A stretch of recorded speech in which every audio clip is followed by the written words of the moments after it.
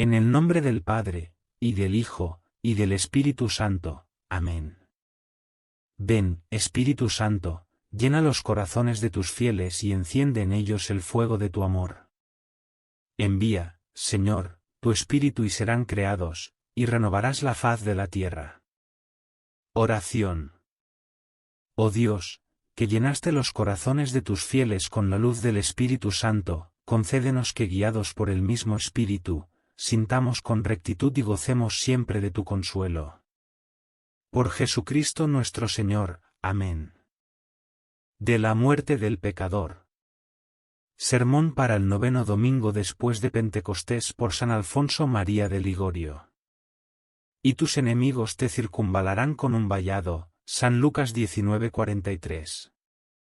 Viendo Jesucristo de lejos la ciudad de Jerusalén cierto día, ciudad donde los judíos habían de quitarle la vida bien presto, lloró lamentando su suerte.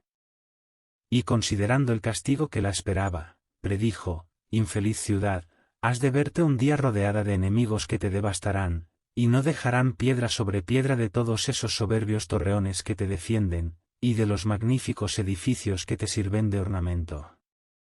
Figura de esta desgraciada ciudad es, oyentes míos, el alma del pecador, que a la hora de la muerte se verá rodeada de enemigos de toda especie, procurando afligirla, perderla y devorarla. Estos enemigos serán: punto primero, los remordimientos de la conciencia. Punto segundo, los demonios que la asaltarán.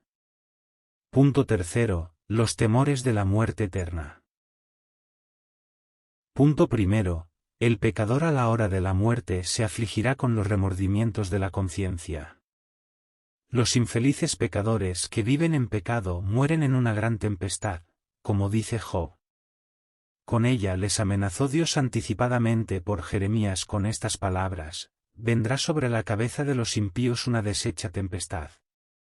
Al principio de la enfermedad, ni se aflige ni teme mucho el pecador, porque entonces parientes, amigos y médicos, todos unánimemente le dicen, que aquello no es nada, y con esto el enfermo se lisonjea y espera. Pero después que la enfermedad se agrava, y empiezan a dejarse ver los síntomas malignos, que anuncian que la muerte se aproxima, entonces es cuando comienza la tempestad con que amenaza Dios a los malvados. Esta tempestad se formará contra el enfermo, tanto de los dolores de la enfermedad, como del temor que le causará tener que partir de este mundo, y abandonarlo todo, pero especialmente de los remordimientos de la conciencia, la cual le traerá a la memoria su mala vida pasada. Entonces se presentarán a su imaginación todos los pecados que cometió, y se espantará de contemplarlos, porque sus mismas culpas por sí solas le asaltarán, y le convencerán de que tiene merecido el infierno. Los enfermos que se hallan en tan triste estado, se confiesan, pero, como dice San Agustín, la penitencia que hace el enfermo, es enferma. Y San Jerónimo escribe, que de 100.000 pecadores que siguen viviendo en pecado hasta la hora de la muerte, apenas se salvará uno. San Vicente Ferrer añade, que es mayor milagro que se salve uno de estos, que resucitar un muerto. Conocerán los desgraciados cuán mal han obrado, querrán detestar sus pecados, pero no podrán.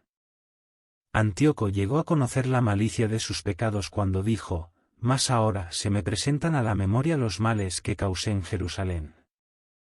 Se acordó de los pecados, pero no se atrevió a detestarlos, y murió desesperado y oprimido de una grande tristeza, diciendo: y ved aquí que muero de profunda melancolía en tierra extraña.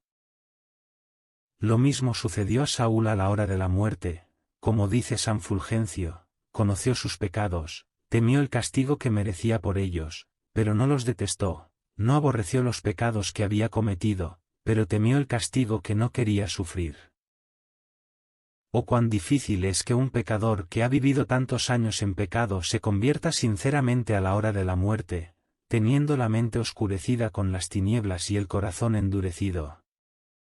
El pecador durante su vida, en vez de ablandarse a las gracias y a las divinas inspiraciones, se endureció mucho más, como se endurece el yunque a los golpes del martillo. En pena pues de esta dureza, estará más duro a la hora de la muerte, como dice en el Eclesiástico: el corazón duro lo pasará mal al fin, y quien ama el peligro perecerá en él. Habiendo amado el pecado hasta la muerte, amó al mismo tiempo el peligro de su condenación, y por esto justamente permitirá Dios que perezca en aquel peligro en que quiso vivir hasta morir. Escribe San Agustín que el pecador que deja el pecado cuando se ve abandonado de él, difícilmente le detestará como debe a la hora de la muerte, porque entonces le detestará, no por odio al pecado, sino obligado de la necesidad. Pero, ¿cómo podrá odiar de corazón aquel pecado que amó hasta la muerte? Deberá amar a aquel enemigo que hasta entonces aborreció, deberá olvidar a aquella persona que hasta entonces amó. ¿Oh qué montañas serán estas tan difíciles de superar? Fácil es que le suceda entonces lo que acaeció a algunos ciudadanos, que tenían reservadas muchas fieras con el fin de quitarles las cadenas y soltarlas contra sus enemigos, mas luego que las soltaron, en lugar de lanzarse sobre los enemigos, los devoraron a ellos mismos. Cuando el pecador quiera desterrar de sí sus iniquidades, ellas acabarán de arruinarle, o con la complacencia de los objetos que hasta entonces amó, o con la desesperación del perdón, cuando contemple su enormidad y multitud. Dice San Bernardo, que el pecador a la hora de la muerte se verá encadenado con sus mismos pecados que le dirán, somos obras tuyas, y no queremos dejarte, te acompañaremos al juicio, y después te haremos compañía eternamente en el infierno. Punto segundo, el pecador será afligido por los demonios que le asaltarán. Dice San Juan en el Apocalipsis, que el demonio a la hora de la muerte acomete con mayor ira y furor al pecador, con el fin de aprovechar el poco tiempo que le queda, para que no se le escape aquella alma que estuvo dominada de él toda su vida. Cuando un cazador está luchando con una fiera, nunca apela con más brío y tesón a sus fuerzas, que cuando la ve herida entonces redobla sus golpes y sus heridas, entonces está todo ocupado en acabar a su enemigo, ya por librarse del peligro, ya por apoderarse de la presa que tantos afanes le ha costado. Pues lo mismo hace el demonio con el pecador moribundo. El Concilio de Trento dice, que Jesucristo nos dejó el sacramento de la extremaunción como una firme defensa contra las tentaciones con que el demonio nos ataca a la hora de la muerte. Y añade, que nunca combate el enemigo con tanta violencia para hacernos perder la confianza en la divina misericordia, que al fin de nuestra vida. Oh qué terribles son los asaltos y las asechanzas del demonio al fin de nuestra vida contra el alma de los pobres moribundos, aun de aquellos que han vivido santamente. El rey San Eleázaro, después que se vio libre de una grave enfermedad, dijo, las tentaciones que el demonio presenta a la hora de la muerte, no se pueden comprender, sin experimentarlas. En la vida de San Andrés Avelino se lee, que tuvo a la hora de su agonía un combate tan fiero con el infierno, que hizo temblar a todos los religiosos que se hallaban presentes, pues vieron que por la agitación se le hinchó el semblante y se le puso negro, que le temblaba el cuerpo, y brotaba de sus ojos un río de lágrimas. Todos lloraban de compasión y estaban aturdidos, viendo que el santo moría de este modo, pero después se consolaron al ver, que presentándole una imagen de María Santísima, se serenó el santo enteramente y exhaló alegre su ánima bendita.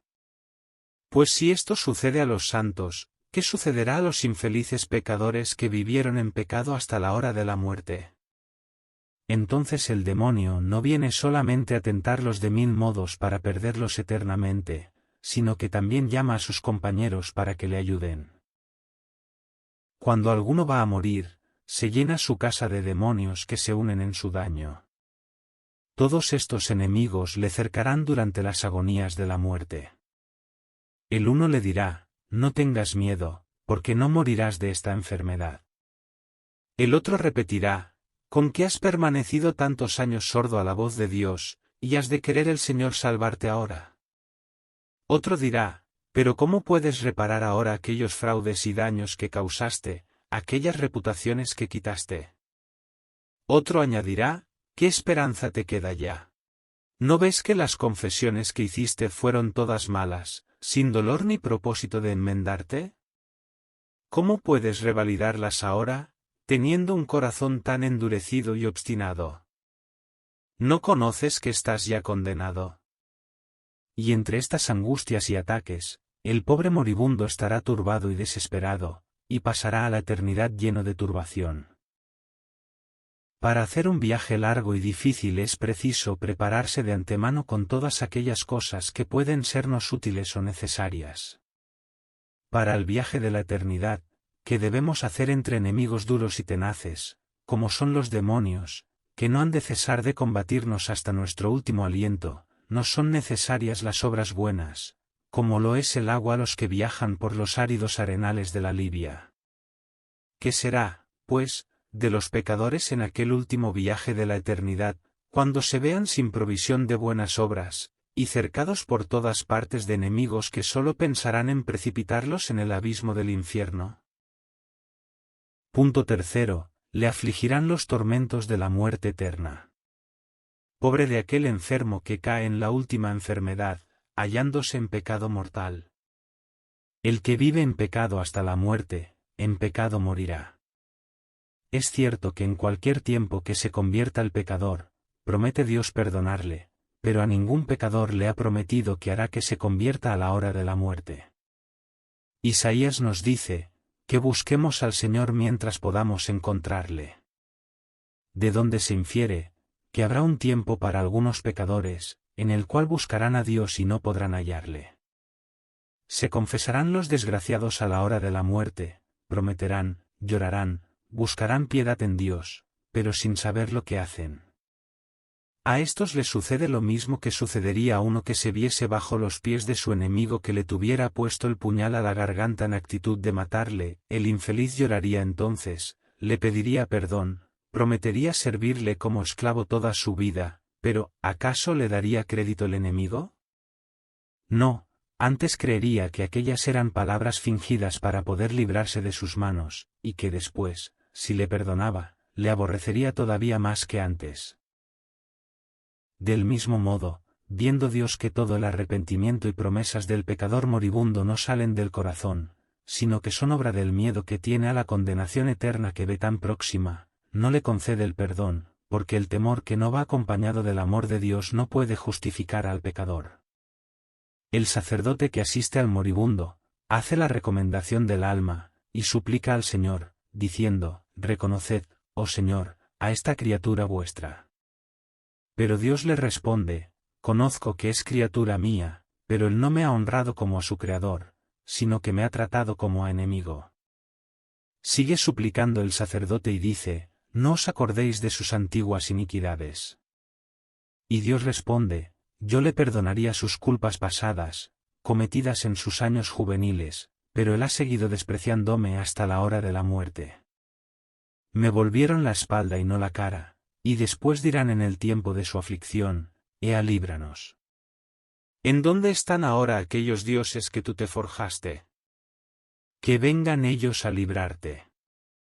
Llama a tus dioses, les dirá, esto es, a aquellas criaturas, aquellas riquezas, aquellos amigos a quienes amaste más que a mí, diles que vengan ahora a librarte del infierno que te espera. A mí solamente me toca al presente castigar las ofensas que me hiciste. Tú despreciaste mis amenazas hechas a los pecadores contumaces, y no hiciste caso ninguno de ellas. Por tanto mi deber es, castigar los crímenes que cometiste. Llegó el tiempo de mi venganza, y es justo que se ejecute.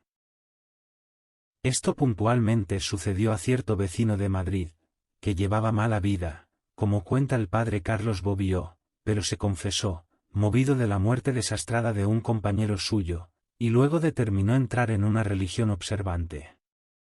Pero por haber descuidado cumplir con su regla, volvió a su mala vida pasada. Reducido a la miseria, anduvo vagando por el mundo, y llegó a Lima en la América, donde habiendo caído enfermo, envió a llamar un confesor, prometióle de nuevo mudar de vida y entrar en una religión. Pero luego que sanó, volvió a su mala vida, y la venganza divina cayó sobre él. Un día, aquel confesor que era misionero, al pasar por una montaña, oyó una voz que parecía aullido de fiera, se acercó al sitio de donde salía, y vio un moribundo medio podrido que era el que aullaba en medio de su desesperación, y comenzó a consolarle con suaves palabras, mas él abriendo los ojos, le reconoció y le dijo, ¿eres tú? Sin duda has venido a ser espectador de la justicia divina. Sepas que yo soy aquel enfermo a quien confesaste en el hospital de Lima, te prometí mudar de vida, pero no lo hice, y ahora muero desesperado. Y luego el desgraciado exhaló el alma. Acabemos, oyentes míos, el sermón. Decidme, si uno se hallase en pecado, y le sobreviniera una enfermedad que le hiciese perder los sentidos, ¿qué compasión no os causaría verle morir tan tristemente, sin sacramentos, y sin dar señales de arrepentimiento? Y no es loco aquel que teniendo tiempo para reconciliarse con Dios, sigue en el pecado, o torna a pecar, poniéndose de este modo en peligro de morir repentinamente. El Señor nos dice, que el Hijo de Dios vendrá a juzgarnos cuando menos pensemos. Una muerte imprevista puede sucedernos a cualquiera de nosotros, como ha sucedido a tantos otros hombres. Y es necesario tener presente que todas las muertes que tienen los hombres de mala vida son imprevistas, aunque la enfermedad de algún plazo de tiempo, porque los días que dura la enfermedad, son días de tinieblas, días de confusión en los cuales es difícil y aun moralmente imposible ajustar una conciencia manchada con una larga serie de vicios y pecados. Decidme, hermanos míos, si os hallaseis ahora en peligro inminente de morir, desahuciados de los médicos, y luchando ya con las agonías de la muerte, ¿con cuánta ansia desearíais que se os concediera un mes de tiempo, o una semana, para ajustar vuestras cuentas con Dios? Dios pues os concede este tiempo, os llama y os hace conocer el peligro en que estáis de condenaros. Entregaos pues al negocio de vuestra salvación. ¿Qué es lo que esperáis? ¿Acaso que Dios os envía al infierno? Obrad bien mientras tenéis tiempo, mientras vivís sobre la tierra, porque si os sorprenden las tinieblas de la muerte, nada podréis hacer ya para asegurar vuestra salvación. Mañana me enmendaré, dice el pecador endurecido. ¿Y quién te asegura que llegarás a mañana? Lo que esa respuesta significa es, que amas más el vicio que a Dios, y que desprecias las divinas inspiraciones que el Señor te envía para separarte del borde del abismo en que te hallas. Sepas pues, que cuando quieras desviarte de Él, el Señor te abandonará porque tú le desprecias al presente, porque escrito está, que el que ama el peligro, perecerá en él. Ea pues, cristianos, dad la espalda al pecado hoy mismo, sin esperar a mañana, volveos a Jesucristo que os llama a su redil con silbos amorosos, y os espera con los brazos abiertos para abrazaros.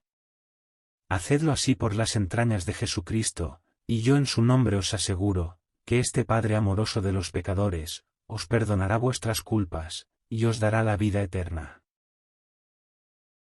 Dios te salve, María, llena de gracia, el Señor es contigo.